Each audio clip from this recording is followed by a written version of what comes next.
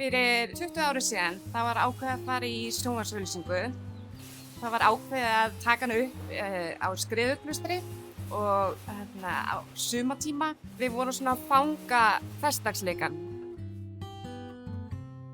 Þá var verið að mynda einhvers konar draumaland.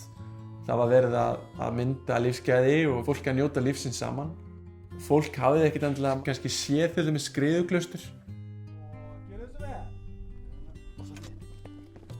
Eða séð hérna mikið af þessum svæðum og þá er þetta svona einhvern veginn, vá, þetta er Ísland.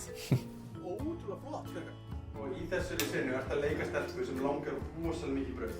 Má ég sjá smá hlátur svona, brosið og horfur brauðið þannig að þarna flott, nákvæmlega svona. Gamla auglýsinga, hún er náttúrulega svolítið klassík eiginlega, finnst manni. Það var kannski ekki algengt á þessum tíma að væri ferið að fara út fyrir höfuðborgarsvæðið til þess að gera einhverjar auglýsingar og að fara alla leið austur á land til þess að gera einhverja brauðauglýsingu var nú kannski eitthvað skrítið líka. Þegar við komum að skoða svæðið og vorum að finna hvar við ætluðum að skjóta þetta allt saman, þá vorum við nú ekki lengi að finna ungu stelpuna sem að situr hérna við matarborðið og er að fá sér ristað brauð með gúrku. Ég er þessi litla stelpa hérna með fléttunar, með gúrkubrauðið. Og ég man þegar ég sá þetta brauð, mér fannst það svo skrítið að vera að borða brauð með gúrku. En eftir þetta þá var það uppáhaldið mitt á brauð, að fá mér gúrku.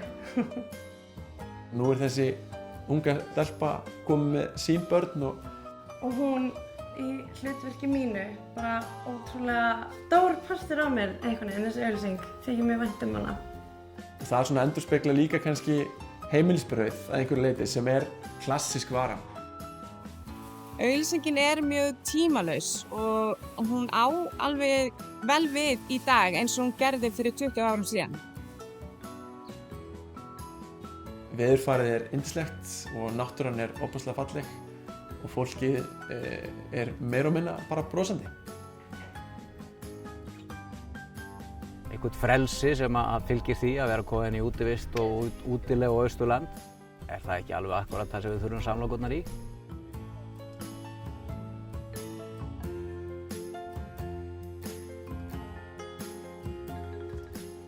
Markmiðið með þessari auglýsingu er náttúrulega að sýna það að heimilisbrauð er sígild vara sem er alltaf góð og alltaf til staðar og er búin að vera til staðar í áratugi.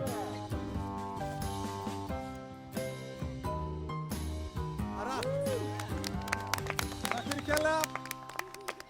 Mjög skemmtilegt verkefni.